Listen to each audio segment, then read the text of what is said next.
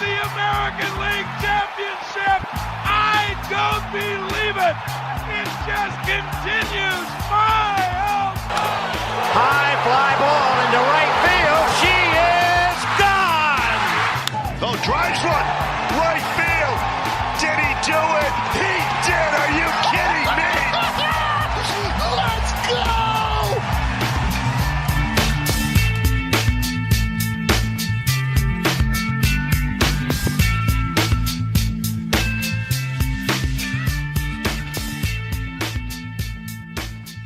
Yeah, we're back. It's the FSS Plus podcast, FutureStarsSeries.com. Jason Churchill with Casey Bellon. Hey, we fired Joe Doyle this morning. Now, don't freak out. We're going to hire him back next week. But that guy, we had to get that guy out of here. Like, I'm just tired of Joe's garbage. So he's off this week. He's gone. We fired him. We'll rehire him on, Wednesday of next week. And we'll see if we can get another podcast hour out of him next week. But for now, Casey Bellon, my man, Jason Churchill with you, FSS Plus. We're going to have a little fun talking about, baseball, in general, because that's kind of what we do here. But lots going on and lots to talk about in such a short amount of time. But I think the low-hanging fruit here is the way to go today. So that's exactly what we're going to do on this episode. Casey, we got a flurry there late in the winter meetings, the final day of the winter meetings. It starts off with the ho-hum Rule 5 draft that really nobody cares about. But we got a couple of things done, and the big one being the Juan Soto deal heading from the Padres to the Yankees for 5 players, including 4 pitchers. Just really quick, what stood out most about the final details of that deal for you, including the aftermath? Yeah, I think what stands out most is Brian Cashman doing this with the investment that Juan Soto is going to be there long-term or short-term. And I think that he believes and is planning on Juan Soto being there in the short term, right? You don't trade Michael King plus because I think that if the Yankees knew that Juan Soto was going to be there long-term, and ultimately I think if the Padres knew that the Yankees were going to be able to sign Juan Soto short-term, they would have gotten more. They would have gotten more than what they got. Mm-hmm. So if you think there's no question about that, right? So from my standpoint, this is a short-term move for the Yankees. And I think that in terms of implications on the market, right, it really doesn't have any, because what other player on the market is there, like in trade or FA, free agency, is there on the bat side like Juan Soto? Not at that level, but I think it's kind of a trickle down. It's okay, now that Juan Soto's out of the way, the teams that wanted to be in on Soto but weren't, because it was pretty clear the Yankees and the Padres, maybe they can move on to Cody Bellinger now. Maybe they can move on to Matt Chapman now. Maybe they can move on to other trade ideas now that that's out of the way.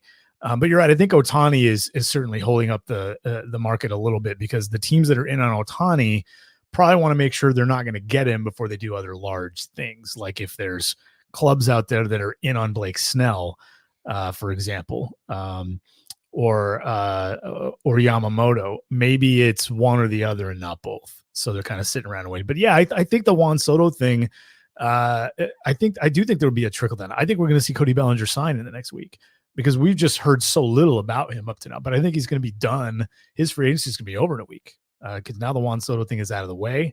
And I think we're going to start seeing more trades too. I really do, for bats. Ohtani's kind of on a different level. You can make trades. It's a little different than free agency. You can make trades for hitters and still bring in Ohtani and still make it work, since those trades aren't going to impact your payroll like Cody Bellinger would, like Ohtani is going to. So I do think we're going to see that sort of a kind of a trickle down. But you're right, Juan Soto was the guy. Like that was the best bat on the market. Ohtani is the best bat on the market now, and you can say Ohtani's better than Soto. I will disagree with you, but being the two-way star that he is what makes him so polarizing as a player. But yeah, the thing for me with that deal is, and that's a good point, Casey. Like, what is Cashman thinking here? Like, it looks to me like Brian Cashman's trying to save his job. That's what it looks like to me. And I'm not suggesting they gave up way too much for Juan Soto, because I don't believe they did. I think he actually negotiated a pretty good deal to pull in Juan Soto. Michael King is a number 4 starter with maybe a chance to be a 3, and he's 28 years old. They gave up Brito, Vasquez, Thorpe, Fitz, Judas, and Weissert to get 1 year of Alex Verdugo and 1 year of Juan Soto. That farm system wasn't great to begin with when it comes to arms. So this is something that you've mentioned before, Casey, right as that deal was going down and we started to hear that. And if I remember correctly, here's what you said in Slack. They didn't even address the biggest issue. And I agree with you. And I'm guessing what you meant was the biggest issue is that pitching staff.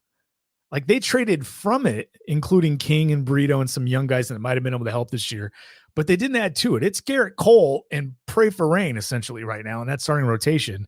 Hoping Carlos Rodon is healthy, for example. So I'm with you there, but it really looks like Cashman was like, screw it. Let's just gut the farm system to some level and bring in some of these impact guys. And it sounds like a job saving move to me. That's what it looks like to me. And I think we're going to see more. I think we're going to see them spend money. I think we're going to see one more significant trade from the New York Yankees. I think they'll end up with a couple of pretty good pitchers. I got to think Blake Snell and Jordan Montgomery are involved. I got to think Yamamoto is their number 1 priority. I'm not sure, if they were able to engage with Shohei Ohtani, but I'm sure they'd like to. But I think that's where Cashman is right now. And for me, that's kind of the fallout from that is, boy, it really seems to me like Cashman's thinking 2024 has to go really well, or I'm not even going to be here. And that's a lot of arms. Let me read those arms again. Brito, King, Vasquez, Thorpe, Fitz, Judas, Weissert. So King is 28 years old. The rest of them are essentially prospect level guys, even though a couple of them have some major league experience. I think Weissert is like 28 years old as well. But the rest of those guys are some of the top arms in that system. And they sent them to Boston and San Diego. I just think it's really weird for an organization. I don't want to say weird isn't bad, but it's aggressive for an organization and to do that. And that tells me Cashman wants to be here in 2025. So 2024 has to go well. Yeah, that was a really interesting set of deals the New York Yankees made. The Verdugo one I don't really love, to be honest with you, but they kind of had to do it.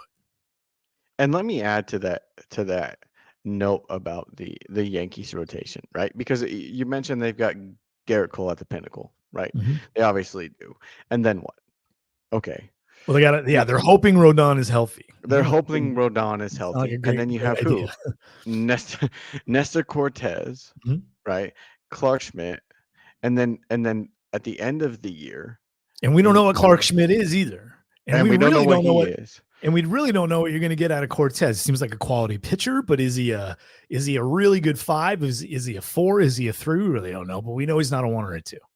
And then to end the year, they had Yoendris Gomez, mm-hmm. Clayton Beeter, and Luis Gil. Yeah, and those 3 might belong to bullpen. So it's a good point. So you might have, let's say, at best 3. No. Let's say at best 4 of the 5 rotation pieces taken care of. And that's if Rodon is healthy. That's if you believe that Cortez is going to be a mid-rotation piece, at least at 3.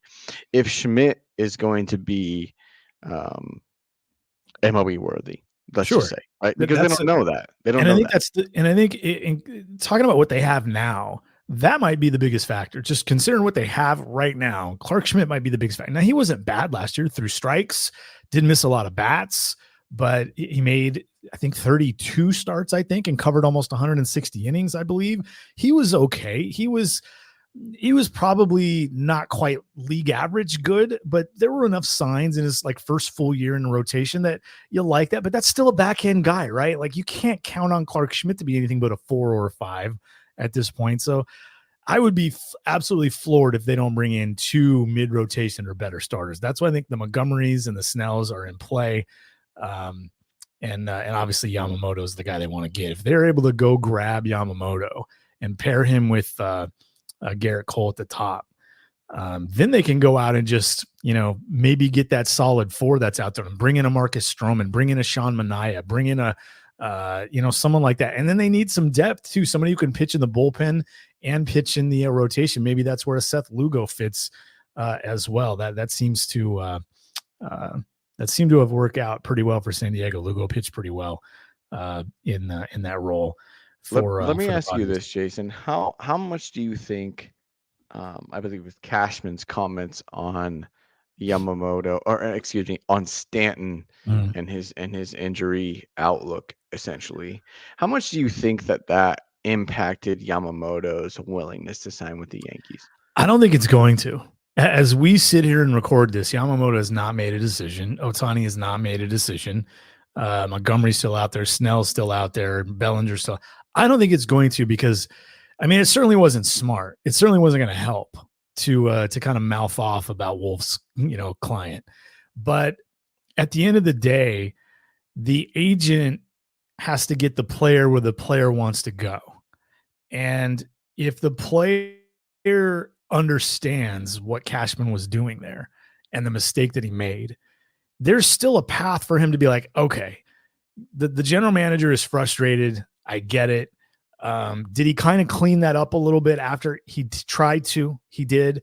And if you go in and you're Yamamoto and you meet with the Yankees and you're like, okay, this was just Cashman frustrated. Like, there are no complaints. I'm going to talk to other players. My agent's going to talk to people for me. Like I think there's still a path to where that's a complete non-factor for Yamamoto. If Yamamoto wants to be in pinstripes, it's Wolf's job to get him into pinstripes.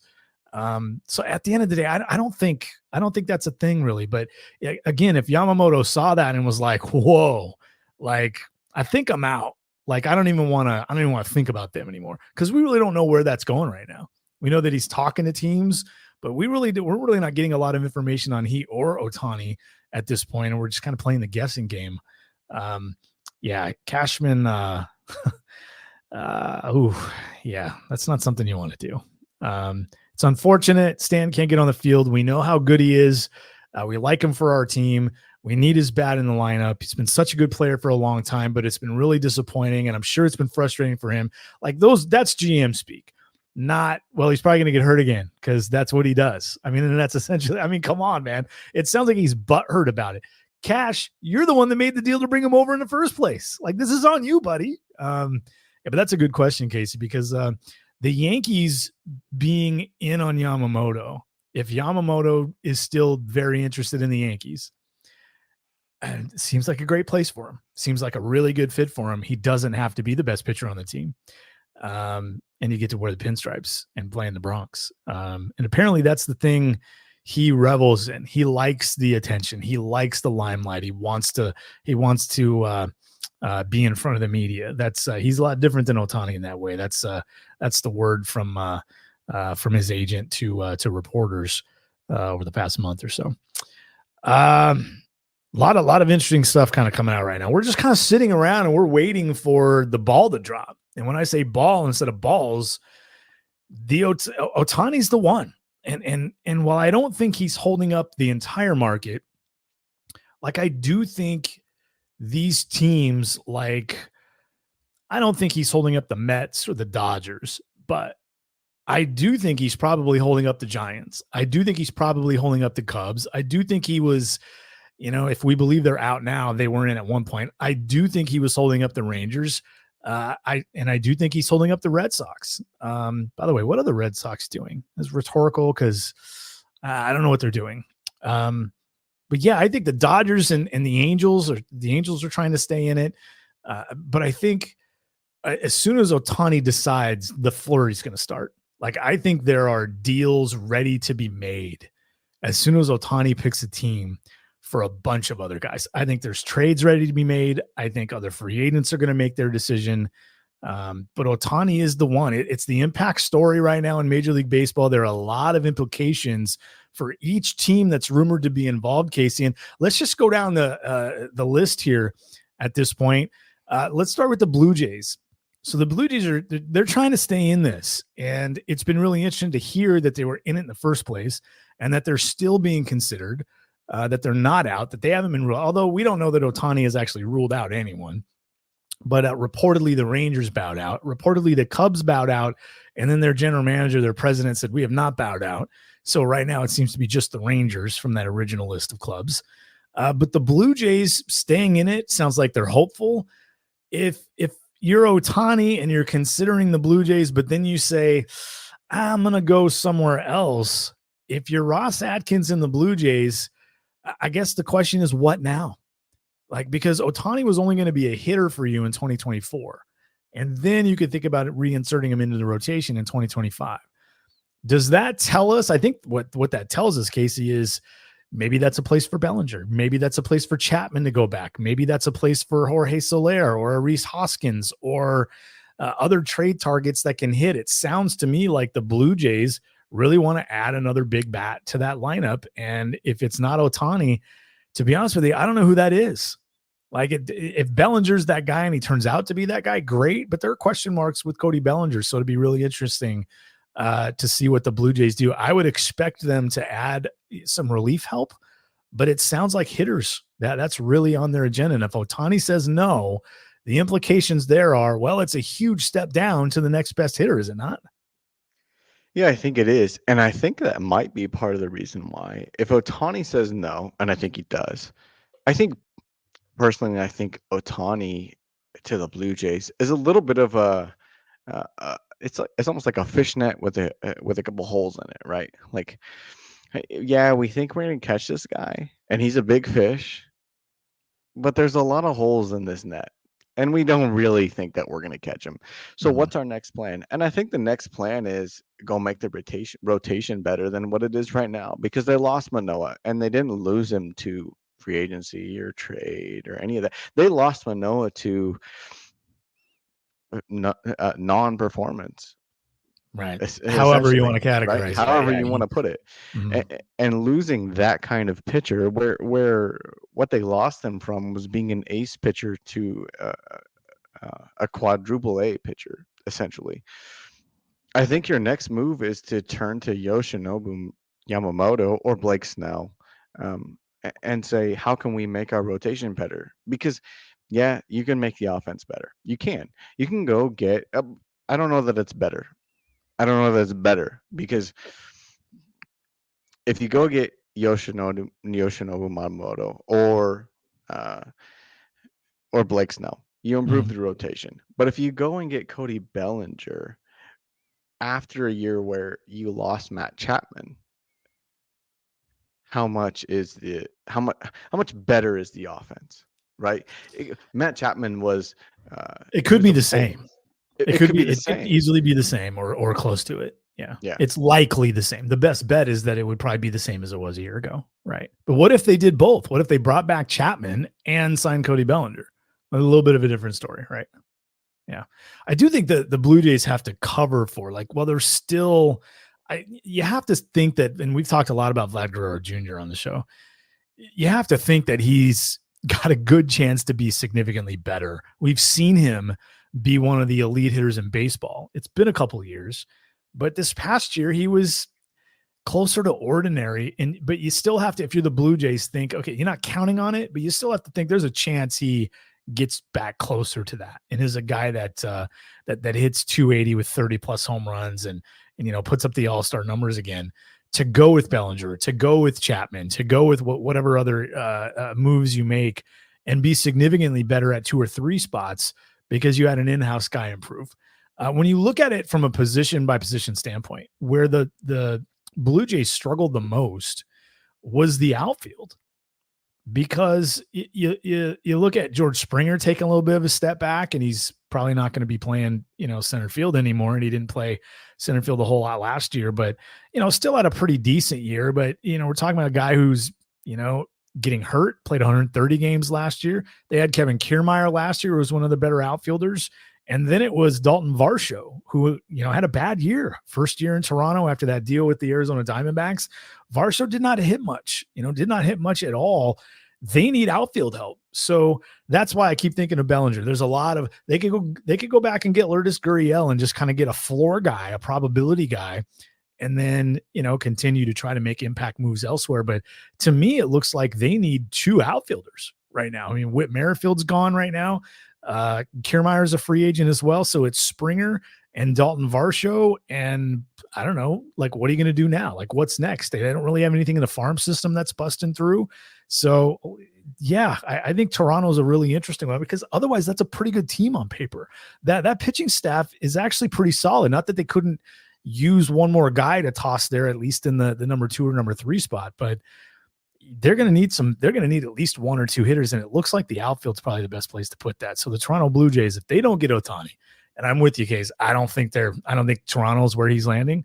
There are some pretty significant implications there. And it's a good thing for them that the Chapmans and the Bellingers haven't moved on already, because these teams sitting around and waiting for the Ohtani decision, that's the risk that you lose out on someone else. The Dodgers have been the favorites all along. Now, this is a different conversation than the Blue Jays.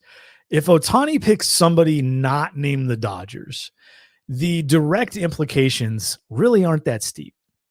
They're really not. I mean, we're not going to tie Yamamoto to this just yet. But if you told me Ohtani signed with somebody not named the Dodgers, I would still tell you, okay, the Dodgers are still a 95-win team. They need to go out and get a couple of arms, but this is probably when they turn around and use their younger players, their farm system, to go get a Dylan Cease or a Corbin Burns, or maybe even both. Maybe sign a Blake Snell, maybe sign a Jordan Montgomery. I think the implications for the Dodgers just make it look different instead of, boy, I don't know what they're going to do, because that's kind of what we just talked about with Toronto. Like, it's not really clear the next steps for Toronto. It's pretty clear what the Dodgers are going to do if they don't get Ohtani. And and they're probably going to go after Cease and Burns anyway, even if they get Ohtani, because he's not going to pitch in 2024. So it's different. And it does sound like Yamamoto is at least connected to the Dodgers enough to suggest he's on their list, or they're on his list.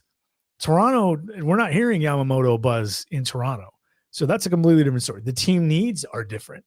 Therefore, the implications are different. But that Dodgers team, that Dodgers lineup, I mean, we can put together a pretty good lineup right now without Ohtani. You put Ohtani in that lineup, and it's obviously a game changer. And it's really cool to think about too. When you talk about the Dodgers, in 2023, they had a team WRC plus of about 117 WRC plus for the whole year. And so when you think about where Ohtani's going to go and how much he's going to affect the offense, right? Because in 2024, he's only going to affect the offense in whatever team he goes to. Mm-hmm. So how much he's going to affect the offense for the Dodgers? Well, of course he's going to affect it. They're going to be better, right? Maybe not better than 117 WRC plus. Things happen, but they're going to be better. But their rotation, really, for the Dodgers is where they're lacking impact. Because who do the Dodgers have in the rotation that is going to be reliable in 2024 and be high impact? Why did they lose in the 2023 playoffs? What happened, right? Yeah, there was a lot of pressure on their offense, and they didn't do it because they did not have the starting rotation. Yeah, I look at that rotation and I go, okay, who can I rely on? Well, what's the deal with Clayton Kershaw? Because I can rely on him for something during the season. He's not the pitcher he used to be.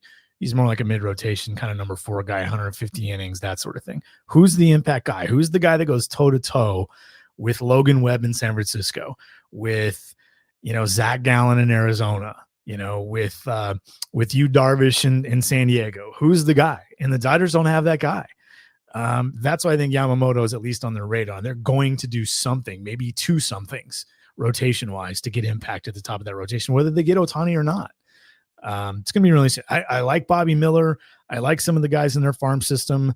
I like Emmett Sheehan. I like, but when you look at the guys they're losing, like Walker Buehler's not going to be ready to start the season, but Urias is gone and he might be out of baseball for good. They have another young arm that I really like in Ryan Pepio, who could end up being in one of those trades we're talking about with Milwaukee or Chicago, just for example. But that Dodgers team, it's always fun to talk about that Dodgers team because you can trade players of impact to get other players of impact and not feel like, oh man, I didn't want to get rid of that guy on this roster. Like Gavin Lux and Will Smith's name came up today in conversation for me. as I'm texting back and forth with people and talking about stuff. And Gavin Lux seemed to really start to turn a corner, and then he got hurt last year. And Will Smith's been one of the better catchers in baseball like the last 4 or 5 years. But those two guys came up because if that's what it takes to get Dylan Cease, then you're just pulling the trigger. You know what I mean? If it takes Gavin Lux, Emmett Sheehan and Will Smith to get Dylan Cease, you're just saying yes, bringing in Dylan Cease and putting him at the top of your rotation with whoever else you get. But that Dodgers team is fascinating because even without Ohtani, we know they're going to make impact moves this winter. You could tell me, Casey, that, and maybe you disagree, you could tell me the Dodgers don't make one significant free agent signing this winter, and I will still bet the over 1.5 on impact players added because I think they can make significant trades. Especially if they don't make any moves in the lineup, right? Because they didn't have a pitcher that pitched over 132 innings last year. None, zero. Clayton Kershaw was the most, and he pitched 131.2 innings last year. Urias pitched 117.1. Bobby Miller pitched 124.1, and Gonsolin pitched 103. They had zero pitchers that pitched over 132.0 innings last year. So if you're going to go through, hey, the Dodgers did this, the Dodgers did that, I would agree with you. But if you told me that the Dodgers made zero moves to the rotation, I would have questions. That's not happening. Questions. It's not happening. Yeah, you're right. That's not happening. There's no way that happens. It might not be free agent, but there's no way that's happening. Here's the thing. Like, I'm trying to think, like, Corbin Burns is obviously a guy. Dylan Cease is obviously a guy. Is there another arm out there that's kind of top of the rotation, like number 1, number 2 type that I'm not thinking of, that's kind of been bandied about as potential trade bait? I guess we can throw Logan Gilbert in that mix. If Seattle were to add a pitcher, maybe they try to use a Logan Gilbert to land a hitter that they badly need. So I guess I can throw him into the mix. Like, he would certainly make sense for the Dodgers if he were available. Is there someone else I'm not thinking of? Because it seems like there was a third and maybe even a fourth guy that I'm just not thinking of right now, Case. That Chicago White Sox, they only got the one guy, Dylan Cease. Woodruff's going to miss time because of the shoulder injury, or he would be involved there. But it seems to me I'm missing someone. Tyler Glasnow. Yeah. In Tampa. I could see him. I could see Tampa and the Dodgers hooking up. So he's another guy to throw into that mix. He was the guy I was thinking of. I like that fit. And also Luzardo in Miami. Jesus Luzardo. That's a really interesting one too. Yeah. He pitched 178 innings last year. He pitched to a 3.58 ERA. He was with good, a really 3.55 FIP, and struck out over 10 guys per 9 innings. That's a solid candidate. And through strikes. Yeah, that was that was a good year for him. It's funny when you look at pitcher wins above replacement, which isn't my favorite stat, but I happen to have it pulled up, Fangraphs formula. Jesus Luzardo was 17th in Major League Baseball with 3.7 wins above replacement, tied with Dylan Cease. And the next guy on the list at number 19, Corbin Burns. So all three of the guys that we were just talking about right there at 17, 18, 19 in Major League Baseball. I'm also interested, by the way, I'm just throwing this out there. Mitch Keller had a pretty good year last year in Pittsburgh. I don't know where Pittsburgh thinks they are, but Mitch Keller having a breakout.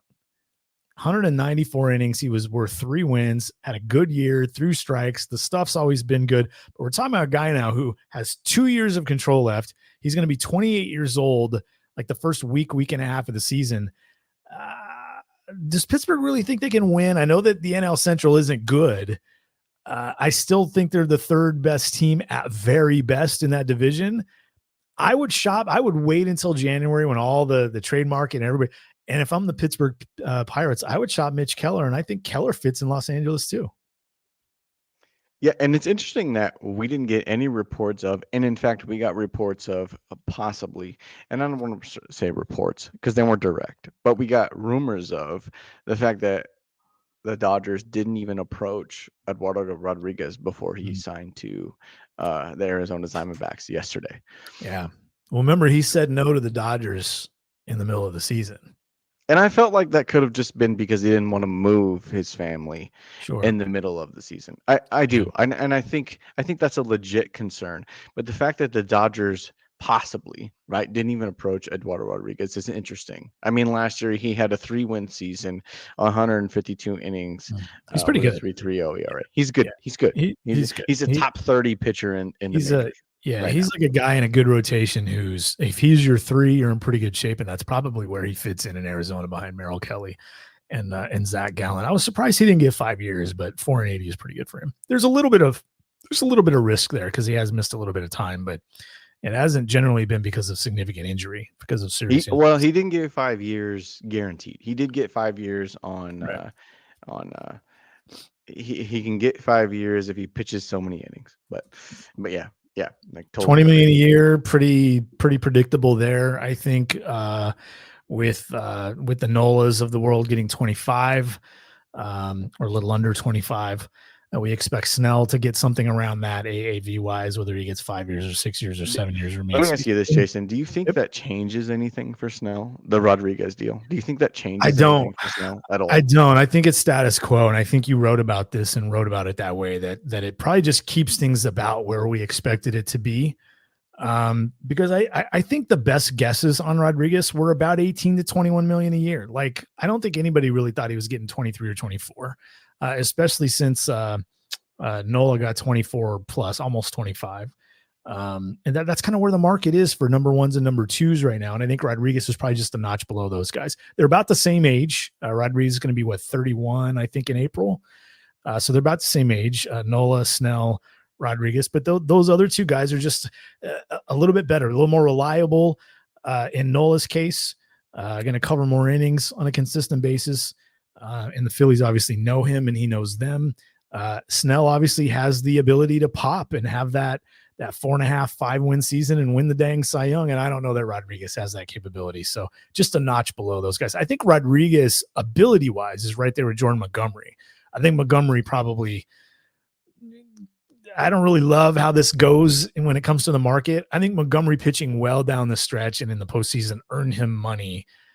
It's going to get him some money that he probably didn't actually earn is what I'm going to say, but more power to him. But I think Rodriguez and Montgomery are more similar than Rodriguez and Blake Snell, if that makes sense. And that was going to be my next question was, do you think that this changed anything for more mid-tier guys like Marcus Stroman, Martin Perez, Michael Wacha, Seth Lugo? Do you think that contract that Eduardo Rodriguez got, do you think that changes anything for those guys? I don't, because again, I think Rodriguez got about what was expected.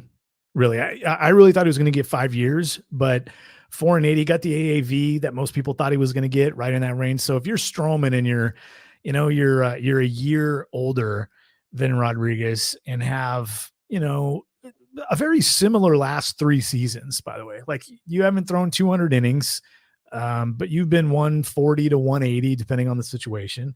I think Stroman probably gets 4.70, 4.70, 4.75, something like that, depending on where he goes. But something similar to Rodriguez. But if I were paying both guys, I'd want to pay Stroman a little less than Rodriguez. But yeah, I don't think it changes anything. I think it's pretty much status quo at this point. I think what's going to blow things out of the water and a reason why Blake Snell and his agent are making the right choice and backing off and not trying to push something is Yamamoto is probably getting somewhere between $270 and $300 million, not including the posting fee to his team. I'm talking just to Yamamoto, which means Blake Snell could probably get $200 million after that.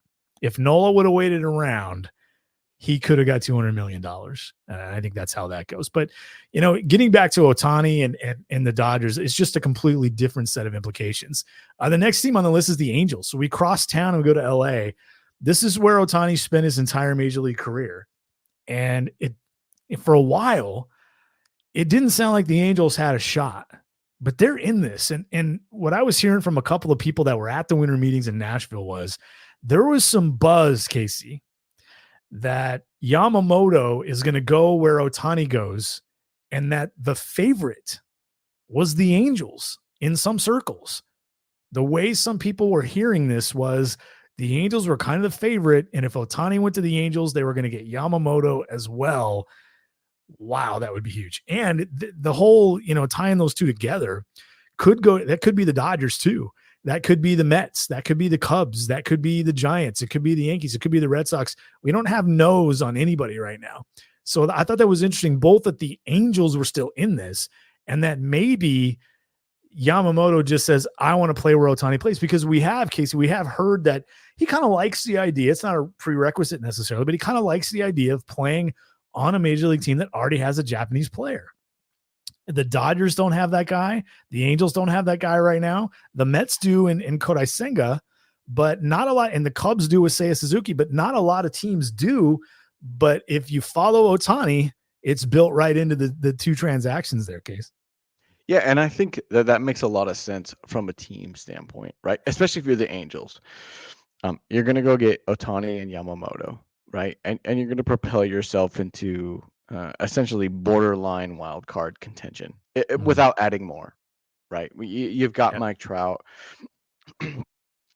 and the rest of the lineup, and then you've got you're missing Ohtani in the rotation, but if you've got Yamamoto plus. And so you're propelling yourself into essentially wild card contention. You're almost at the same place that you were last year. And that makes a lot of sense. I don't think it makes a ton of sense from a player standpoint. I don't think it makes a ton of sense from Ohtani's standpoint. Because if you're Ohtani and you're thinking about it, all we haven't heard much, right? We've heard essentially nothing from Ohtani other than the fact that he wants to win. At first, when he first signed, it was that he wanted to create his own legacy, right? Like that was the potential reason that he didn't sign with Seattle, was because Ichiro was already in Seattle and he wanted to create his own legacy. Okay, fine. Yeah, that's great. I totally understand that. So if you're going to go to the Los Angeles Angels and create your own legacy, right? Well, Mike Trout's already there. Mike Trout's got a legacy. It's not a great one. It's a good one. He's one of the best players to ever play baseball. But Ohtani went to the Angels despite that. If you go back to the Angels, you're kind of almost signing back there expecting, even if Yamamoto comes, not to win. You're disregarding your desire to win and replacing it with consistency, almost. Essentially. Yeah. Right? Continuity. Yep. Continuity. What you're familiar with. Yeah, that's interesting. And that's the reason why I was so surprised, because while the Angels have money to spend, like even if we assume they're willing to go $235 million, which keeps them under that first level of CBT, by the way, the tax, but they're only at about 156 million committed right now. You could conceivably sign, and that's just cash out money.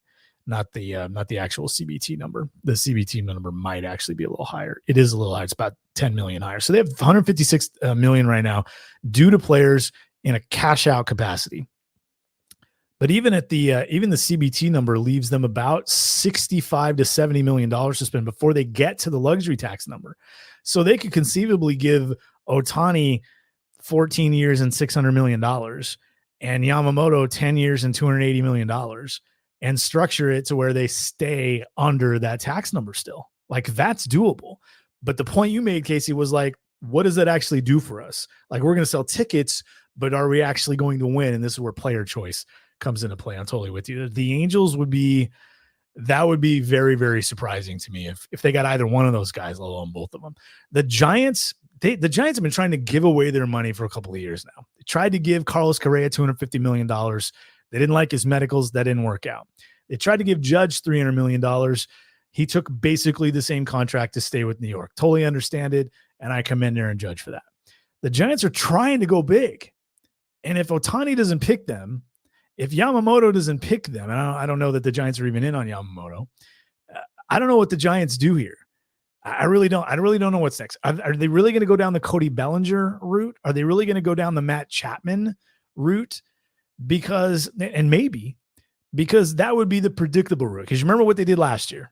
They tried to get those two big guns. They didn't. And then they moved on and signed Mitch Haniger and Michael Conforto to short deals, a 2-year deal, 2 and 36 for Michael Conforto and 3 and 43 for Mitch Haniger, taking a chance on some oft injured bats. Didn't really work out last year. I don't know what the Giants do after that. Because the one thing the Giants should probably be trying to stay away from right now is getting older players that are beyond 30 into their early 30s and have histories of missing time. And they probably need some stability. They probably need some guys that are worth 4, 5, 6 year deals. So I don't know. Bellinger, Like, I don't know who else is really out there that fits. They do need some pitching, Casey, but they also need some consistent bats in the middle of that lineup. And I just don't know, other than Bellinger, who might be able to provide that if they're out on Ohtani. Yeah, and if you're Ohtani or any player, Bellinger, Yamamoto, you look at the Giants and go, why? Why should I sign with the Giants? Other than money, right? Because everybody's offering you money. Why should I sign with the Giants? What do the Giants have that no team no team has that I can say, hey, I can look at this team and go, yeah, there's a chance for contention here, and I can get paid surplus dollars. Right. Nothing. Yeah, They don't have anything. The thing too. That's the thing too. The money's going to be there no matter who he signs with. Toronto, Anaheim, the Dodgers, the Cubs, they're all offering him $500+ million. And once you get to that point, is it really about like, well, the Giants offered me 540 and the Dodgers offered me 560? No, it's not. It's not. Yeah, they don't have Julio Rodriguez. They don't have Mookie Betts. They don't have Xander Bogaerts. They don't have the Mets' willingness to go to $300 million in salary. They don't have Aaron Judge. They don't have Juan Soto. What do they have? Yeah. They don't have a good rotation. They don't have a good lineup. Yeah, that's a weird one too. That's a lot more like the Angels than anyone else in this mix.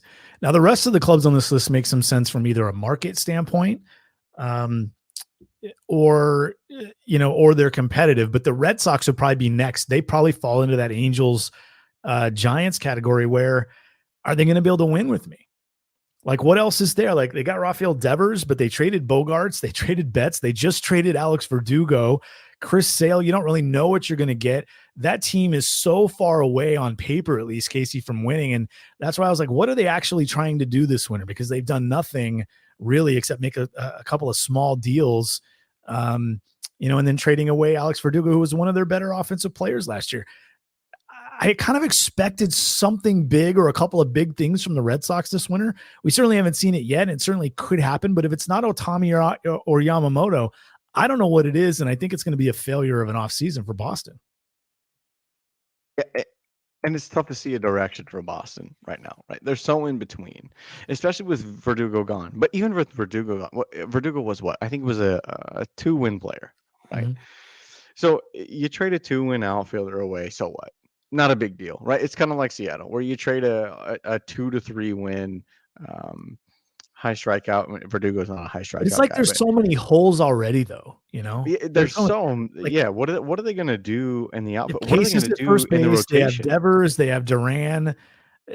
That seems to be like the only answers they have in their lineup right now. Like, and what even Duran is a question. Are they trying to put at least a little? Yeah, it's not like he's a star, so I don't know what they're doing there. I'm not saying that they shouldn't have traded Verdugo. It's just hard to envision that being a place where Ohtani is going to feel like he can go and win, or Yamamoto's going to, even if they got both. It doesn't seem like Boston would win that division or win 95 games even, adding Ohtani and Yamamoto to it, which is really weird. But that just tells you where Boston was when the season ended. It's just, things have just fallen apart in Boston since they traded Mookie Betts. And you know what? They kind of deserve it. They kind of, I don't know any people there, but they kind of deserve it. And it's kind of funny. Boston seems like a really prime candidate to do sort of the half rebuild, right? Like, not a full, because they have some guys, but like Duran and such, but they seem sort of like a prime candidate where, spending crazy amount of dollars really isn't going to do us anything. It might net us at least not this year. But what if I told you this? What if I'm not going to go as far as to say, what if they got Ohtani and Yamamoto? Let's say that this year they signed Cody Bellinger and Matt Chapman. Okay. So it may not do enough for them this year. Let's say they do that and they trade for, like a mid-rotation starter or something. Okay. And then they go next year and they do something else pretty big. Like, by then they could be a winner and it would look like what the Texas Rangers just did. Because 2 years ago, before they signed Corey Seager and Marcus Semien, that was not a good roster at all. That 40-man roster was bottom 10 in the league, but that bought them some time, and they didn't win in year one. They were still a pretty mediocre to bad team year one with Seager and Semien there, but it gave them a little more time. Year two, they get in. They were a much better team. They won 90 games this year. They got to the postseason. They got hot, and they hit their way to a World Series. I think that could be the Red Sox if they make the right decisions over the next 2 years. But man, I find it really difficult to believe they compete in 2024, man. Like that's the worst team in that division, right? You got to find your Adolis Garcia, right? You have to find players that end up being surprises, and that's how why they're often 2 that years happens, off. That's why they're and how 2 years often that off. happens is almost next to zero, and that's You why the also Rangers. you also have to be good at it, and I think that's why Boston made a change at GM. You also have to be good at those sorts of things, at identifying those kinds of players, trading the right guys and holding on to the right guys. And that's something that John Daniels did a pretty decent job of. And then Chris Young took over and he's continuing in Texas, but they're free agent. They hit on Seager and they hit on Semien and they made a couple of key trades and that was it. Like, I think just about every team in baseball is within 3 years of winning. And I think most teams are within 2 years of winning if you're willing to spend, right? And then I think Texas is the best and most recent example of that. But yeah, like even with 2 years, there's certainly no guarantee that they're going to be this 95 win team in a couple of years. I mean, Texas didn't even get to 95. Boston, it's such a weird situation there. So I'd throw them in the category with Ohtani, in regards to Ohtani, with the Angels and the Giants and the Rangers, who reportedly bowed out. That would have made things pretty scary in Texas in that lineup. And obviously he'd have been able to help them on the mound in 2025 and beyond. The report is that they've bowed out, and we haven't heard from Texas that they haven't bowed out, and maybe they're just abiding by Ohtani's preference that teams don't talk about it. But if they're out, it's if you're the Astros and the Mariners and the Angels and the A's, it's a big wipe your brow, kind of a scenario, because that lineup was already really, really good. And I think there's a chance that lineup is better in 2024 because of the arrival of guys like, Evan Carter, and everybody else returns. So if the Rangers are out, then it's basically after that, the Mets and the Yankees. Now, we've talked quite a bit about the Yankees and what they need. Ohtani would be huge, especially after getting Soto.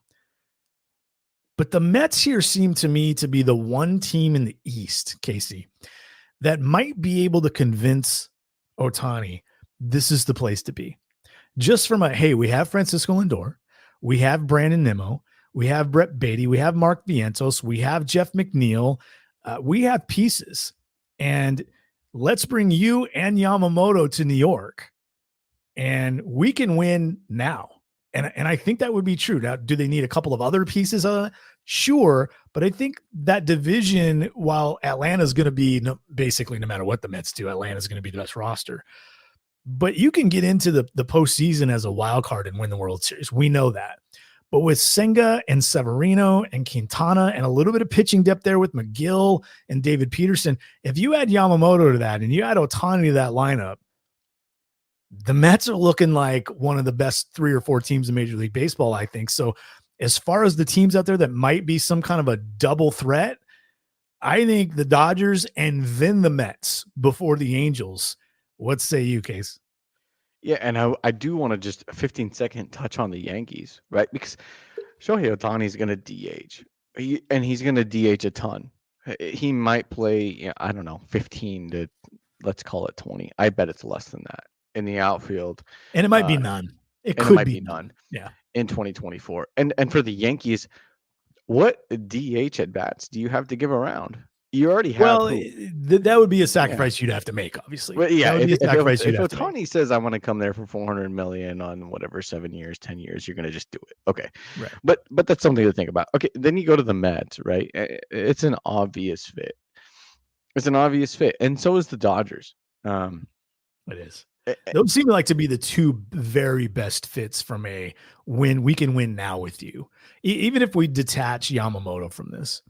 Like if you're the Mets and you have Senga and Quintana and Severino and Peterson, which isn't a great 4, and McGill, that's not a great 5. But if you were to add Ohtani to the mix, you can project him for 2025. Then you just turn around and go out and say, cool, Blake Snell, or cool, Jordan Montgomery, or cool, let's trade for Dylan Cease. You just go out and do it. And I think that's one of the big reasons why the Mets stayed away from the Juan Soto thing.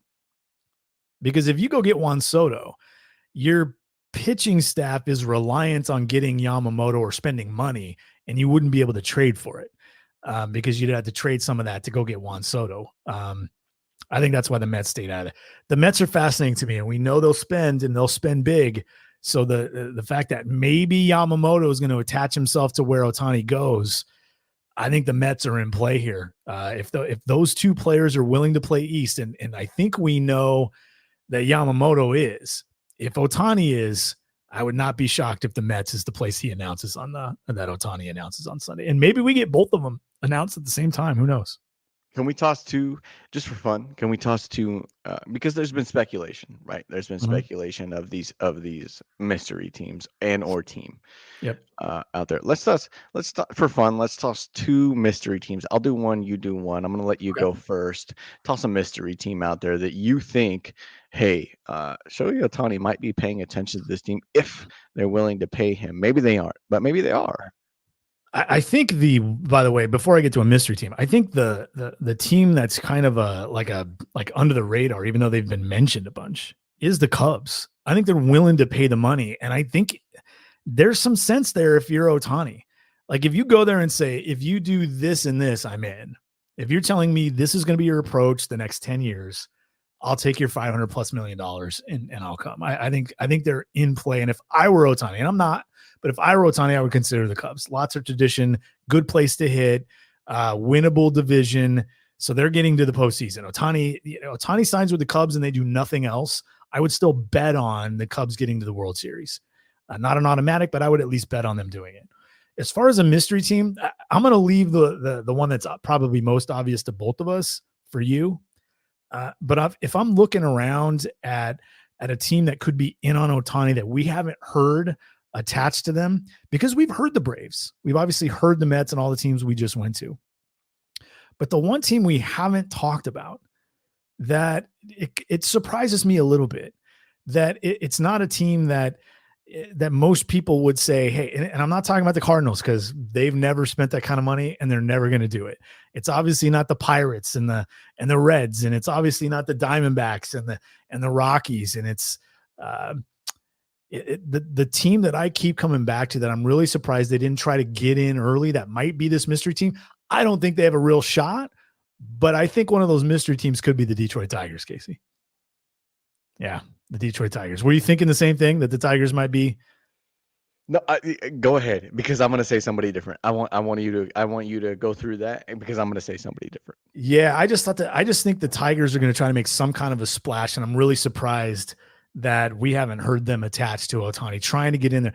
Not that they really would have much of a shot, but that's because I just expected them to be really aggressive. That would be a tough sell on a lot of free agents to go to Detroit, of all places, when you can go to LA and you've been living in the LA area all this time. But I'm just really surprised.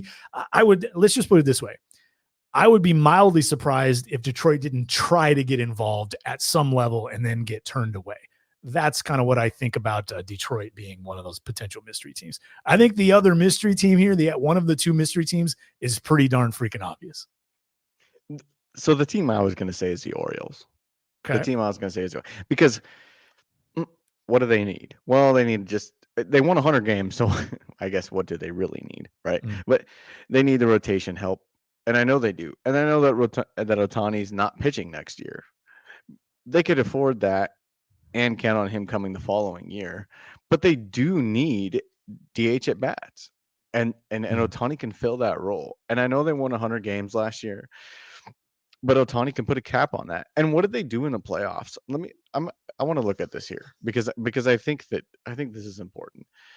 I know they didn't have. Did they win a game in the playoffs? I know that they didn't have impact pitching in the playoffs. Sure, right? Because they don't have it. Because they lost. I think they got swept by the Rangers, right? Right. And I think in 2 out of those 3 games they allowed more than 7 runs. So they have a bunch of mid-rotation types. Even Bradish, who might have some number 2 upside. I think he's a mid-rotation guy. It's really tough for me to get beyond that right now.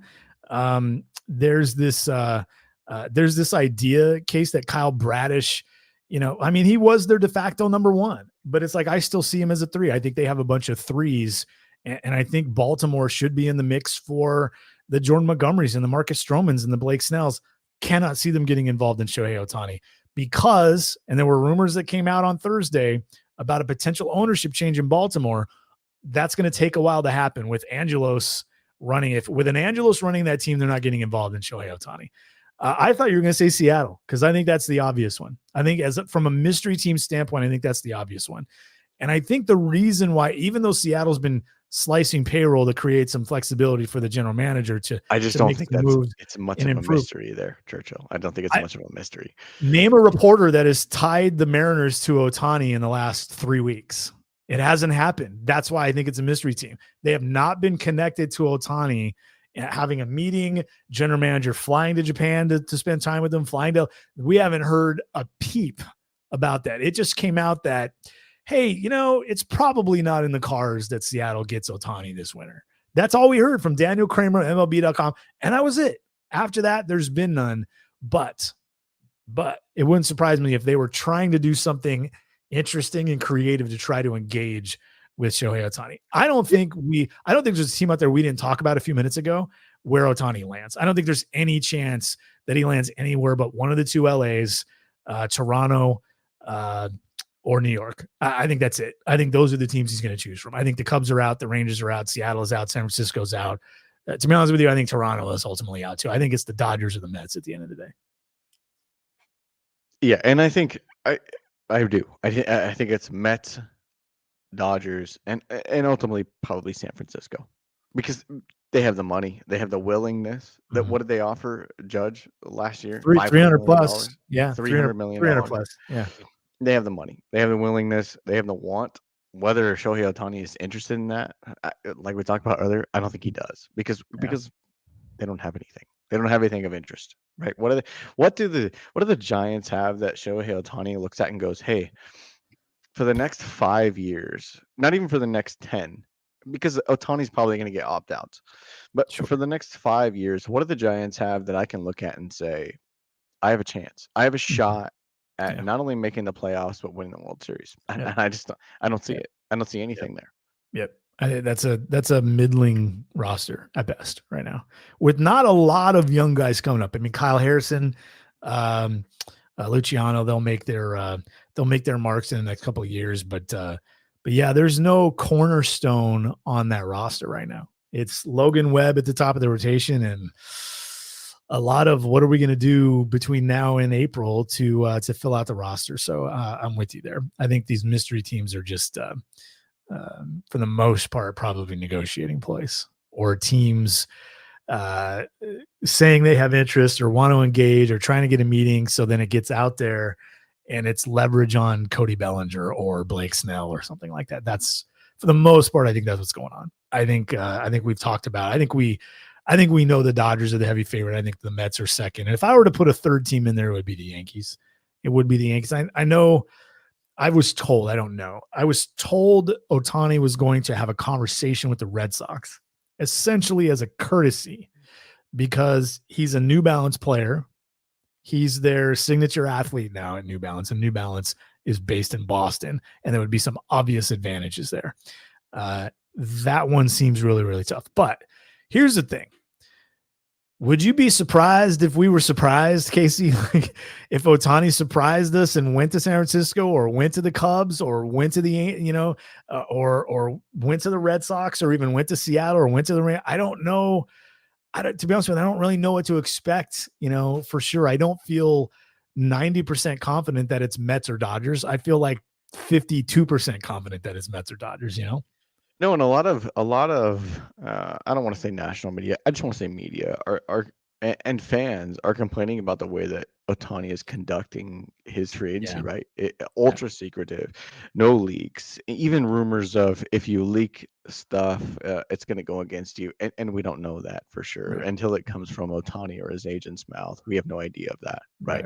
So it's interesting the way that he's conducting it, and the way that he's conducting it tells me I want to consider all my options. If I'm gonna keep everything secret, from meetings to offers to inklings of what I'm thinking, that tells me I'm going to consider all of my options. If it's Seattle, if it's the Giants, the Padres, if it's the East Coast, the the Padres, the Diamondbacks, which they're so far out of it that it's not Right. even funny. But if it's any of those guys, he doesn't want anybody to know, and I think it's completely fine, and I like it, frankly. Mhm. I Yeah, think I don't I have think it's any good. problem with it at all. I think Not that at the all. thing the free agency of the player should go how the player wants it to go. Period. End of story. And people complaining about it are just going to catch fire from me. That's for damn sure. Buster only did it at ESPN, and I'm like, what a joke! What an absolute joke! He's not making your job easier and helping your network and helping your, paycheck. So you think he's doing it wrong? Like, get bent, man. Like, come on, this is ridiculous. And this idea that he's holding back, leaks and rumors and all this stuff from the media because it's the winter meetings and the media Tough. Yeah, deserves tough. sucks. Sorry. Yeah, tough shovels, man. And by the Like, way, please stop putting out presumptive reports that aren't true, please, because it's garbage. It's yeah, garbage. it's one thing to speculate, but don't make it sound like people are telling you this when people are not telling you something. And you can kind of read through that if you read some of these tweets. They're mostly tweets, but sometimes someone will write a story about it, and it's like, were you having a conversation and you thought this would be fun to write about, so you attach some anonymous sources to it so it sounded better? It's garbage. It's okay to speculate. Hey, what if? And that's fun. That's fun. It's not a report. You're having fun. You're having a discussion. That's most of the fun about baseball, is that you can sit and watch a game, whether it's on your couch, in a bar, or at the freaking game. It's the beauty of baseball that you can sit there and have a conversation, whether it be about the game or about football or about the ballet or about a movie you saw or about how expensive the beer is, about your family, about your friends, without missing a beat of the game in front of you. That is, to me, the most beautiful thing about baseball. Yeah, You don't have to have facts about everything. There was a national reporter that put out a tweet, I believe it was, that said all big market teams are in on Yoshinobu Yamamoto. What is a big market team? How do you define that? What does that mean? Yeah, I would expect. Is that just New York and to, LA? Is that New York, Boston? Is that Detroit? Because Right. those are all big. Is that Seattle? Those are all big market teams. Because that would tell me Houston.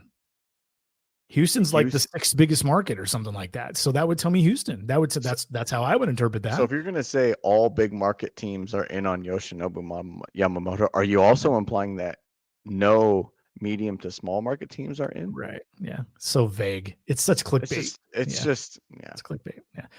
Well, the Ohtani thing, if the timing of this stays with, again, what's quote unquote been reported, that he wants to make a decision by the end of business on Sunday, which may or may not be true and may or may not happen. Even if it is true, he gets to decide when he wants to decide.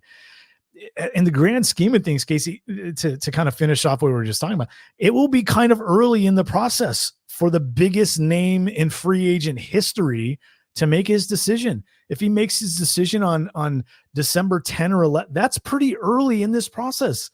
That, like, you don't even get through the weekend after the winter meetings and he's decided. Like, he's going to unlock a lot of things and get a lot of those things going that these reporters and networks want and Major League Baseball wants. But the fact that the winter meetings aren't as fun as they used to be, like, I gotta be honest with you, I don't care. I gotta be honest with you, I do not care. But before we finish up this episode, let me get your take on one thing. What if Major League Baseball put a deadline on some things? Okay. And they can get creative with it. You could just go basic deadline, like all free agents have to sign by January 15 or January 1 or something like that. Okay. Or if you don't, like, the way that it hits a team's luxury tax is different, or the way, or the things that you're eligible for as a player, like you can't have a no trade clause if you sign after January 1. They can get creative with it. Maybe that one's ridiculous, but you know what I mean? You can get creative with that. If you put deadlines on things, make a roster deadline for March 1st. You make a roster deadline for February 15th. You can't make trades. Make a dead period for trades, like there is recruiting in college football. Like there is in football, where in the NFL, where like certain things can't happen between the Super Bowl and when the next season year starts, like that's in March or something, I think it is, where the next season, the 2024 season for the NFL will start on like March 9, and then the draft is like the first major event. Free agency starts and all that stuff. Put a freeze period out there. Make these teams and these players make decisions in a smaller period of time. But the opportunity for Major League Baseball, in my opinion, the biggest opportunity for Major League Baseball is the first 2 weeks of November and the time right around the holidays that aren't on Thursday for Thanksgiving or Friday, like that Tuesday, Wednesday before the Thanksgiving. It's kind of dead for college football in the NFL. Those are opportunities. You get your little windows, but for the most part, the first couple of weeks of November and January, when more than half the league is out because of the playoffs. So if Major League Baseball was smart, they put a freeze on signing and roster movement sometime between, December 15 and January 15. Like you'd shrink the window in those time periods where you could put your roster together and make deals. I don't know. Something like that could help. But to be honest with you, I don't care that the winter meetings kind of suck now. I don't care. I don't care if we get Jordan Montgomery signs today and then not another big signing for two. I don't care. We have 4 months to go before when all this starts, before spring training starts. Like we get mid-February spring training starts. The season ends at the end of October, early November. We have like 4 months until anything happens. We have to fill that time. So if you pack it all into like 2 weeks, then baseball is dead until spring training hits. And most people aren't really all that interested in spring training and stuff either, Casey. Like, I don't understand what people want out of Major League Baseball.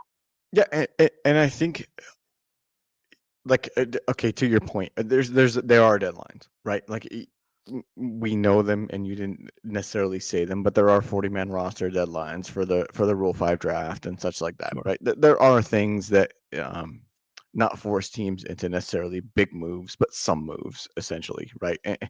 Not that it makes it exciting by any means, but it's December 7th right now. So even if we take your example, right, and we say December 15th to January 1st, or even January 15th. Yep. Nothing that you said really affects what teams have done up till now. And people pleading that it's taking too long because Shohei Ohtani can wait until, let's say the deadline was December 15th. He could wait till the 14th. That's a week from now. He could wait till the 14th, or he could wait until after the freeze is over. And then what? And then what? Yeah. And then teams are waiting until mid-January to figure out what they're going to do. Yeah. It's like, just let stuff trickle in. It's okay to have one thing a week. It's okay. Like, man, like Major League Baseball, like, and this is really, and Major League Baseball is not complaining about this, but it's networks, it's reporters that have complained about this. It would like be there's a catering missed opportunity to to create frenzy. And it's like, man, like, what would make this better, Casey? What would fix this? Getting more teams that give a damn about winning, so they're more aggressive, and we'd have more deals and more money spent and more activity. What would fix this? A cap floor. Yeah, I don't want a cap in Major League Baseball. No, a cap floor. You mean just not a cap high, a cap floor. Like if you force the A's, and I know they're the prime example in all of this, but if you force the A's to spend $120 million a year, what are the A's going to do to get to $120 million by, let's say they have to do it. Let's use your example. Let's say they have to do it by December 15th of right before the next year. What are the A's going to do to get to the cap floor by December 15th? Yeah. Let's say there's a space right between the end of the off season, because there has to be, right, kind of, because you got to be able to release folks or players and then replace them essentially just in cap. I think the deadline, by the way, for something like that just needs to be like opening day or something like that. Like, I don't know that you could put that could be opening day December. Yeah. But even creating that would create action, right? It would. Absolutely, it would. Absolutely. Incentivize these teams to be more active. And I think the stuff they did with the draft was one small step in that direction. You can't just be 60 and 102 on a regular basis and get the number one pick all the time. It's just not going to happen. It's not going to happen anymore. And I like that. But you look at the A's right now, and I think they have around like $35 million committed, at this point. Now that'll go up. It won't be, but to their projected 26-man roster is like 36 million. The Orioles, with Kimbrel, it's going to be like 45 million. The Pirates are under 60 million, I think. The Reds are under 60 million, I think, until some of their free agent signings become. But there are several teams right now, half the league. Here we are in early December, the first week of December. Half the league doesn't even have $100 million committed to payroll for 2024. I mean, come on, man. Like, you got to get these ownerships to be competitive and rewarding being competitive. Find more ways to incentivize winning. And that's why I say the draft isn't going to motivate the owners. You got to. That's why I say, rather than catering to media and setting some dates where between them that transactions need to happen, make an incentive for front offices and ownership to add to their roster, right? Like winning should be the goal, right? Winning should be the goal. Yeah. So there should be things tied to not just payroll, and you're talking about having a floor, like you can't spend less than $100 million or whatever that number is.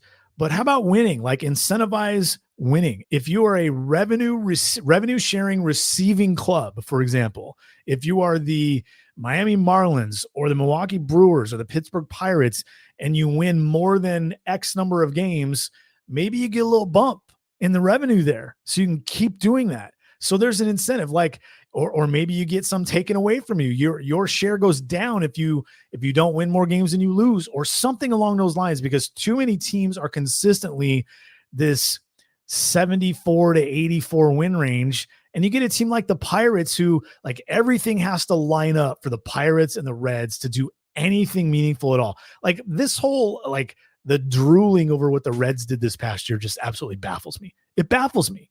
They finished the year 82-80. Who freaking cares? Are you excited about the future? Great. Let's not drool over what they did in 2023. There was nothing at all special about essentially being a 500 team.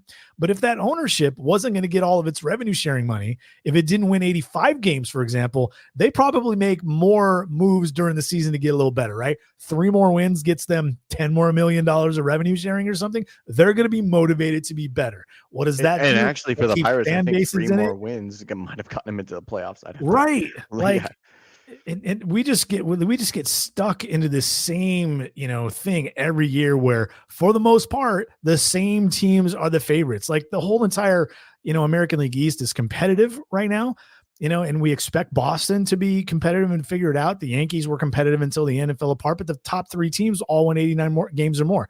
The AL Central sucks. The NL Central essentially sucks. It's like what's happening in Oakland right now is a complete joke. But that team should have to spend a certain amount of money, should have to win a certain amount of games, or you don't get the benefits of being a small market team. That's probably the biggest driver for me. That's probably the best way to do it. The biggest driver there is, if you finish in the bottom, I think 6th of the draft, 3 years in a row, 2 years in a row, 3 years in a row. 2 years in a row. You can only do it 2 years in a row if you're a revenue sharing receiving team. You can only do it 1 year in a row if you are a team that pays into that. So if you're the Yankees or the Mets, you can only be up there once. If you're the A's, you can do it twice, but not 3 times. So the A's, they were they were one of the bigger losers in the draft lottery this year, because they didn't get the number 1 pick. They didn't get the number 2 pick. They didn't get the number 3 pick. And now they can't be in the top 6, next year. They can't be in the top 9 next year in 2025, when the draft is significantly better. So I don't want to say they got screwed, but because I certainly don't care about the A's. How much of an impact is the potential of not being a top 6, and maybe you're the 7th pick, right? Like next year, let's say, right? How much of an impact does that have on the decision to spend or not? It's not huge. Zero. It's not huge. It's this little thing, because that's the way owners, like, some owners are like, all right, we need to be interesting. Like, they draw that, and it's different in every city. The market's different. If we're interesting and 2 out of 3 years we're competitive, I'm going to make money on my team, because I'm going to get revenue sharing, and I'm going to make, they know where to draw that line. They know where the threshold is. They know, hey, to get, to make X amount of dollars, I need to draw this attendance. And to draw this attendance, I probably need to be at least a 75, 80 win team or something along those. And they'll make those they'll draw those correlations and do those equations with their front office and make their payroll decisions based on that. So the draft does matter because the front office is going to say, well, if you want to, we're the A's. If you want to win 75 games, we need to pick in the top 5 so we can get young guys and have a bunch of cheap young guys at the big league level, because player development and scouting is the way we're going to do that, because you don't want to spend money on free agents. So it's not nothing, but man, you have to incentivize actual winning. And I don't know where you draw that line. Maybe there's some sort of formula about like the average wild card team won 87 games last year. Maybe that's the line the team needs to get full revenue sharing or something along those lines. I don't know, but there has to be something else. And because that would be aggressive. That to me, that would make me feel better about what's going on in Miami, about what's going on in Can you imagine? Like, you know, I'm in the Seattle area. You and I both cover kind of on the side, this Mariners ball club, right? How many times have you thought to yourself or heard someone say, or said to yourself, or had a conversation with someone, boy, and before this winter even, boy, if Jerry DiPoto had a $200 million payroll, holy moly, what would that Mariners roster look like? Because it's a decent roster with them spending under $150 million each of the last 4 years. So, like, what if he had an extra $50 million to go throw at a free agent or make a trade for a guy making money? What if the Rays spent $130 million in payroll? Would they be the best team of all time? Because it certainly seems like they might be. You know, I mean, this is a team right now that has like $40 million committed to their entire roster. You know, but also would it throw them off of their program too, right? Like the Rays have been so committed to this program of not spending, developing, trading away high dollar players, that if you just suddenly said, like, if Jason Churchill suddenly said, I have $40 million and I'm going to give it to the Rays this year, right now, but they can only spend it for 2024. Does that throw them off their game? Or maybe 2024 and 2025? Does that throw them off their game? Even if it was normal, even if I'm the owner, who's the owner there? Sternberg. If I'm Stuart Sternberg and I go to, you know, my front office and I say, hey, Eric Neander, who's the president of baseball operations, and those baseball and who's the and Bobby Heck is the top scout there, and the assistants, and I think Will Cousins and Carlos Rodriguez and those guys that are running that team over there. And I say, here's an extra $40 million a year for the foreseeable future. I don't think the development thing changes. I think their player acquisition just gets, like, now they handle the draft a little differently. They can take a chance on a player that's going to cost them more money. They can sign a key free agent. They don't have to trade Tyler Glasnow this winter. They don't have to trade Brandon Lau. You know, they can be more competitive at the major league level for trades and free agents instead of always having to be creative and always having to build from within. I think it just makes them significantly better. I really do. Because the stuff that happens in terms of like how you scout and how you develop players, there's no reason that would change. You know what else that would have an impact on? Having more money to play with. You'd keep your scouts and your player development people longer. Because a lot of times what happens in Tampa is a guy from Tampa goes to the Dodgers or the Giants or the Marlins to be their GM or something. You'd be able to keep your guys around a little bit longer and have more continuity. I just think that would, and I think that would help a lot of teams.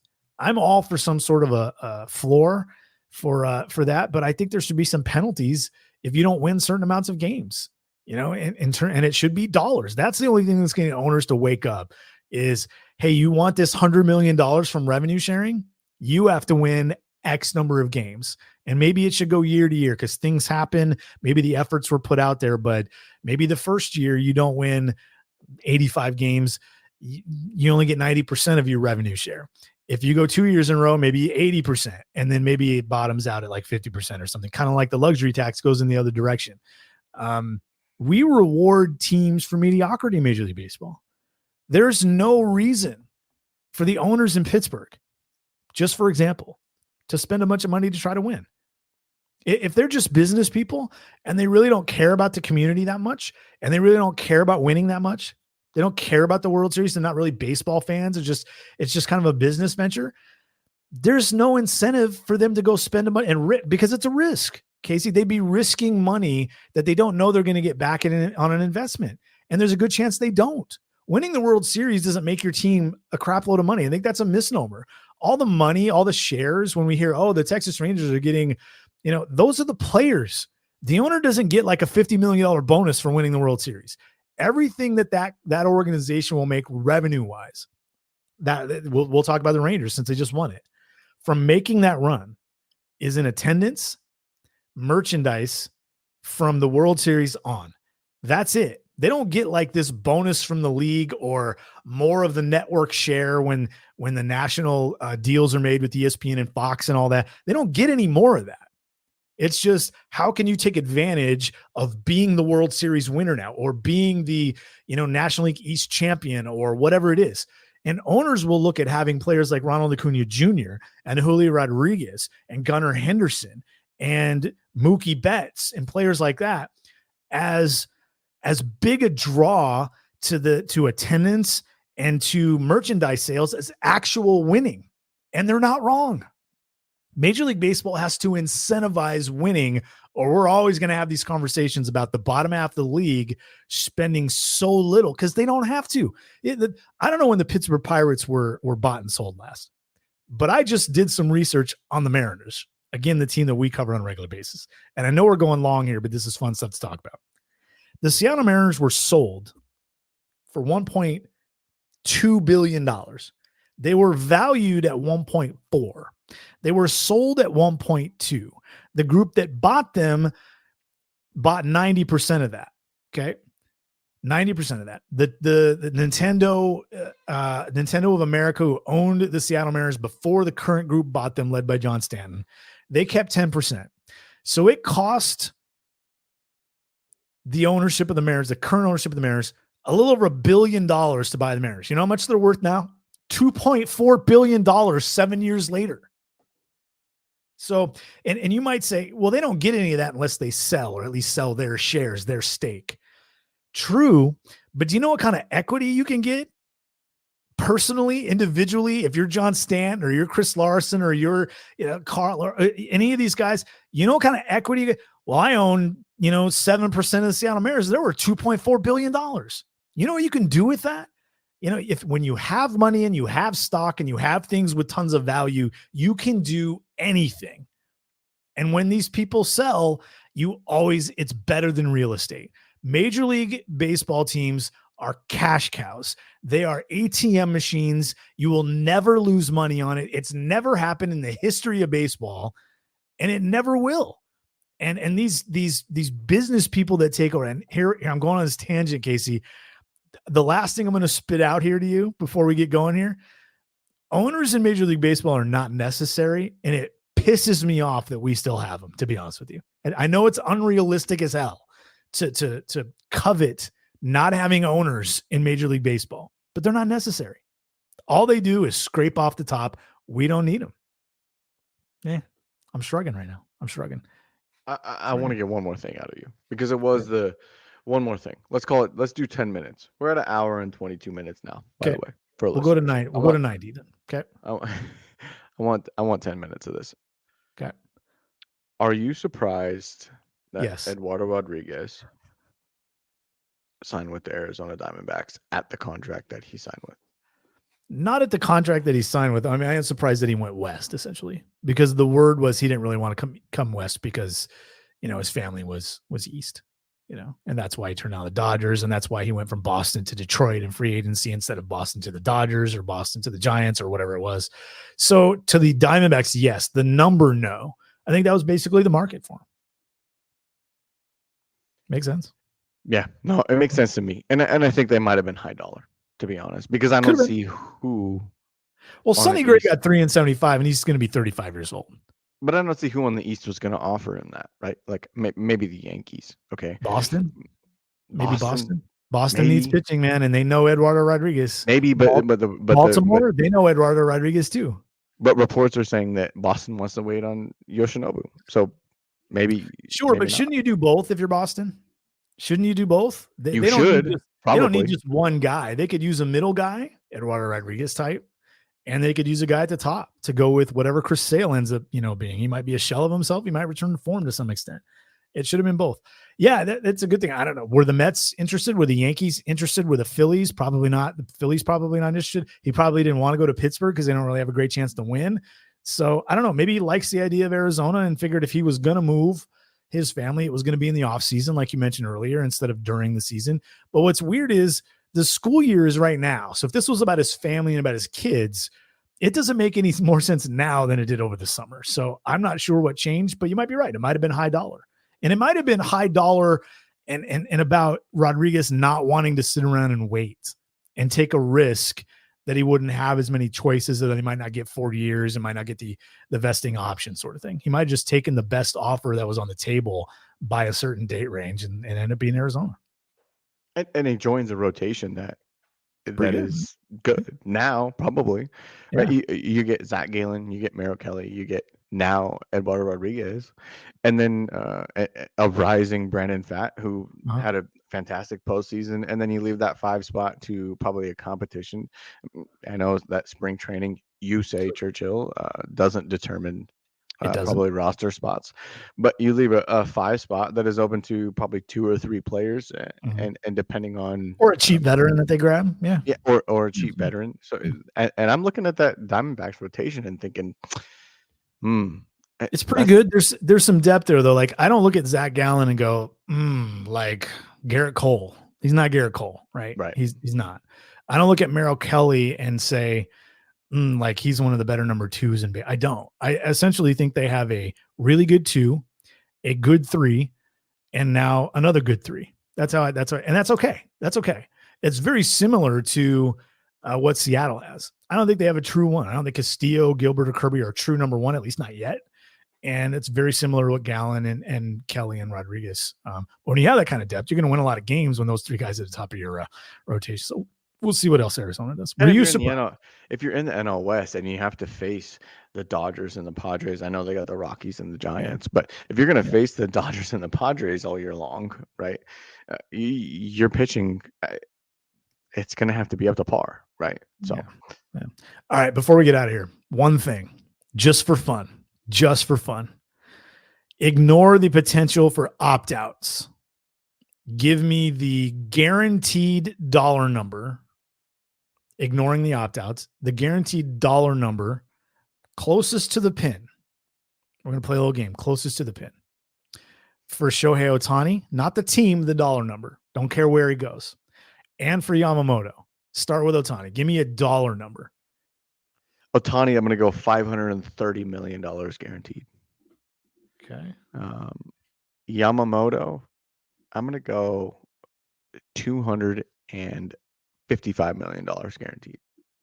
Okay. And not, that doesn't include the posting fee. It's like just the contract. No posting fee, no opt-outs, just years guaranteed. Yep. Period. Okay. I'm going to go guaranteed dollars. I'm going to go 565 for Ohtani. I'm writing this down. Play a little game. And for Yamamoto, I'm going to say 262 for Yamamoto. Guaranteed dollars only. I think there would be more dollars attached in some options maybe for both guys, but that's kind of what I see. I went a little over where you went on both of those, but closest to the pin. I just want to know what I win because I'm going to win both of those. So okay, I what do you want want? to know what I win. Okay, what do you want? What do you think is fair? We can do this. Do you want to do this? By the way, so I'm not a trash talker, okay, but Casey's a duck. I'm a dog. The Dogs somehow found a way to win 2 games against Ducks because it's a very good Oregon team. I'm not a trash talker. I think trash talking is stupid. I think it's immature and stupid. We'll not do it. But somehow they found a way to win 2 3-point games. The thing I hate about those 2 games, we don't know what to call that game. Like there's the Civil War and the Iron Bowl and the Apple Cup. We need a name for the Oregon Washington, first of all. But how about we do something that the Apple Cup people do in the Civil War, like the governor or the mayor and how they do that sort of thing. Like maybe we should do that because you're down in Oregon. I'm in Washington State. I'm in the Seattle area. Maybe we do some sort of bet like that. Maybe there's something that's kind of known up here in Washington, or maybe you just want booze. I don't know. Yeah, no, I like that. We've been talking about, and maybe this is a tiny bit of a preview to upcoming stuff, but we've been talking about doing this show Yep. with some video features Right. involved. Yep. Yeah. So maybe in the future, if we whoever's not closest to the pin, right? Maybe they need a hat, and Okay. maybe they So need a so hat here's that the is thing. is the So this opposite. has to be baseball related, not football related, not college Okay. related. This has to be Fair. baseball related.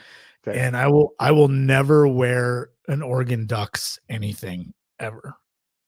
That is not, I don't care. You could tell me, Church, I'm going to give you my salary for the rest of my life. I'm going to be like, I'm not wearing a hat for 1 second. Not doing it, man. Not doing it. Absolutely not doing it. Nope. I don't need your salary. I pretty much have $10, so I'm good. That's all I need. I was just gonna say, well, you pay me my salary, so that's easier for you to take. but I like, it's like, I don't know. I'm not doing that. But maybe, yeah, I don't know. Maybe if you win, I buy you your favorite player jersey or something. And if could be, I win, or you one of us buy done. yourself your favorite player jersey. That could be. That could be. I don't hate Okay, that. here it is. But Okay. there's another person that is on this show, and Yeah, we fired. No, he was fired. he might be Joe coming Doyle, back. Joe Doyle's fired. We will And hire him back. and But Joe he's Doyle fired is right now. he's a Gone. cougar. He's our enemy. Yeah, he's a coug. He's We a have this cougar. weird triangle going on this show, Northwest Triangle. All we need now is somebody from Oregon State, right? That'll be our next hire on this show. Somebody that's a beeve, like that. That'll be it. No, they're irrational. We don't want that. Oregon State is irrational. As if Huskies fans and Ducks fans are. They not think Urban irrational. Meyer is coming to Oregon State, so we just might hold yeah. on. Oh, geez. Yeah. Oscar Meyer might come to Oregon State. Urban Meyer is not. I have it. So you can pick what you want, but like maybe it's like a jersey of your favorite player, and I buy you that. If I win, maybe you have to sing a song on the air. Okay. Okay. Yeah. Seriously? No. This is good. This is good. Okay. I like this. I like Okay. this. I like And this. I picked if the I song. have to sing a song though, but I'm about to get to pick your punishment. If I have to sing a song, Churchill has to do play-by-play on the Rangers' last out of the 2023 World Series. And I can do it any way I want. And you can do it any way you want. Oh, this is going to be beautiful. This is going to be the funniest 60 seconds you have ever heard in your entire life. All right. Golden. Yeah. We have a It'll deal. be Bob Maneri style, if you know who he is. We have a deal. You have to specify the song though. I don't want to have to choose the song if I lose. You have to specify. I will choose the song. Yeah. Okay. All right. We may know Sunday. So next time, we'll hire Joe back on Wednesday so we can come back and we can tell Joe about this. Joe, if you're listening, pitch me. Why should we hire you back? I need a pitch. By the way, I didn't tell Joe that he was fired. So as he listens to these 93 minutes, he's going to be like, holy crap, I got fired. Joe didn't get fired. We're having a little fun with Joe, as we always do when he's not with us, as you guys do when I'm not with you, when it's just the two of you doing the show. But Casey, fun talking baseball as always. Yeah, Casey is always around. I'm the one with the stupid schedule and the inconsistencies, and Joe is a little bit too. So Casey holding up the fort. You're like the four walls of this podcast. You're like the four walls. That's fine. Yeah, we can call it that. Yeah. By the way, we still need a name for this damn show. Yeah, I think we need some suggestions. We do need suggestions, but we definitely need FSS Plus is just like, that was a placeholder. We need some, we want it to be short and clever. It has to be PG-13 maybe, definitely not rated R. It can't be used in any form or fashion. It can't be like extra innings or, anything like that. Anything that's used in any form, whether it's a show, a podcast, a segment, a column. We don't want to repeat anything. Yeah, a dash of originality. We do. We need a little bit of, exactly. And I'll tell you what, if we'll give out a prize to somebody who suggests the name that we pick. It's got to be something good. I don't know. I don't know whether people still like gift cards, by the way. Christmas is coming, like Amazon gift cards, like what, I don't know. Like We can send them some Future Star Series stuff for sure. Hats, shirts, stuff like that. We can put together a package. But Wait, that exists? Because I don't have any Future Star those Series exist, and the reason you don't have any is because I forgot to get you that. So that's on. I don't even think I got Joe any at this point, and he's been around 6 or 7 months or 8 months. So, so we'll get you something. I'll tell you what, we'll get you something. We'll let the person pick. We'll give them $100 worth of value. They can choose $100 gift card from wherever they want, or they can choose a combination of gift card and goods if they want. And it equals about $100. We'll let them pick what it is. So for basically $100 in goods, I don't care if you suggest 30 different names, and that's how I pick yours. We need something different than FSS Plus. I don't want to call it the Casey Bellon show. I don't want to call it the Joe Doyle show. I don't want to call it the Jason Churchill show. I don't want to call it Joe Casey and Jason or anything like that. I want it to be termy, so to speak. And I threw out about, I don't know. What would you say, Church? I threw out about 30 names, and I was struck down by all. Yeah, of them. there was some in there that we could play with them, and you're gonna have to think. If you're listening, you have to think, because if you send these into Church, he might just fire back and tell you, or he might not respond at all. But I probably won't respond, because the last time I did this and I responded, we had like 27 people, and I'm sending like 27 emails out. It's like, and then I picked none of them, and nobody won. Because they were all bad, I thought. I don't know. Maybe we do closest to a closest to kind of thing. That's our goal. Like, yeah, even if we use like if you send out like a 2-word suggestion and we run with the main word, like, you're gonna win. Okay, I'm not trying to not give you your prize. I want to give you the prize. And if 2 people do it, I'll give both people the prize. It's fine. We'll do it. Future Star Series is just rolling in dough. Casey knows that better than anybody. There's just money hanging around, and I'll just grab some out of the couch and we'll throw it at you. It's the way it works here. Thank you, Future Star Series. All right. Case, we'll talk next week. We will probably have an Ohtani decision and maybe a Yamamoto decision to talk about then. And we'll go over our little wager here, and we'll let Joe Doyle in on this a little bit, so he can have a little fun with it. But hey, it was a good 95 minutes with you. Appreciate it. Lots of fun as always. Got a parting shot? Like right now, Casey's just staring at me like, yep, but he didn't say anything. Well, I was waiting for you to come up with something clever for the end here. A parting shot. Mm-hmm. By the way, did you hear Joe's parting shot last week? You're going to have to remind me, because I didn't. Honestly, you know what, Jason? I didn't listen to it. I didn't listen to the whole show. It was the one that you weren't on. I know. That should have been the title of it, by the way. I knew that it was going to be. I knew that it was going to be really bad because I wasn't there. So okay. That's fair. I shucked it. But go ahead and let me know. What was Joe's parting Joe's parting shot was that he didn't like my take on the Washington State and Oregon State football programs, athletic programs being basically left out in the cold with the whole, because I don't care. Like, do I care about people losing their jobs? Yes. Does it suck that fans and alumni of those schools are losing something? Yes. But I still don't give a damn about those football programs. They screwed it up. They could have put themselves in better position than they did, and Joe didn't like that. So that was his parting shot. So we've been talking baseball for an hour and 37 minutes. So here's my parting shot. Okay. And I'm a Duck fan. I know that we've told the crowd this repeatedly, but here's my parting shot. Also a Steelers fan. Also a Steelers fan. Yeah, the Steelers aren't all that bad. They suck, so it's fine. My parting shot is that I have to admit, in 2023, despite being a Duck fan, that the Washington Huskies were the better football team. That's my parting shot. I guess you're right. And I'm a Dog fan. I didn't go to the school, but I've been a huge Dog fan since I was like 4 years old. So I was convinced that Oregon was winning by 17 in that game. It's just, what do they say? Football's a game of matchups. It's just a matchup that favors you. But they did not play well the 5 or 6 weeks, between Oregon games. So, and I was confident going in. To be honest, I was confident going into the Pac-12 champion as a Duck fan, because I watched the Ducks obliterate teams all the way leading up to that game. Yep. And I watched some of the same teams, and some of the same teams were Washington won by like 7 or 10. Exactly. Yep. Totally with you there. My parting shot is Casey, you're fired. You and Joe can just. I didn't really like this job much anyway. I know, and it's easy to see why you got to deal with me every day. Casey deals with me literally every day, and it's actually it's probably pretty fun, isn't it?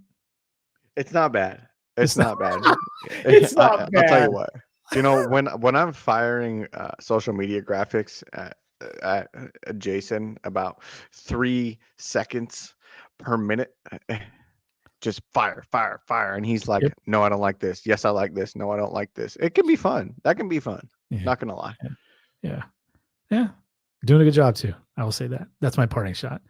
I'm not making one for this episode though. So. You're holding up your end of the bargain. If we could say that about everybody, I'd be jacked. But you're holding up your end of the bargain, and I thank you for it. All right, we will talk next week. We'll talk more Ohtani, Yamamoto. We'll probably dig into some early conversation. We'll have some early conversations with Joe Doyle about his top 30 and his top 100. He's got team-by-team top 30s coming up later this winter, and he's in the early stages of those. So we'll pick his brain on that. We'll talk MLB draft lottery a little bit with Joe next week as well, and the implications of that. But in the meantime, head to futurestarseries.com, catch the analysis from Joe Doyle, from Casey Bellon, and a little bit from me, and catch up on what's going on and the impact of everything, including the Eduardo Rodriguez deal, the Juan Soto trade, the Blake Snell markets, and all that good stuff. FutureStarSeries.com. We will talk next week. This has been the FSS Plus podcast. So just chill till the next episode.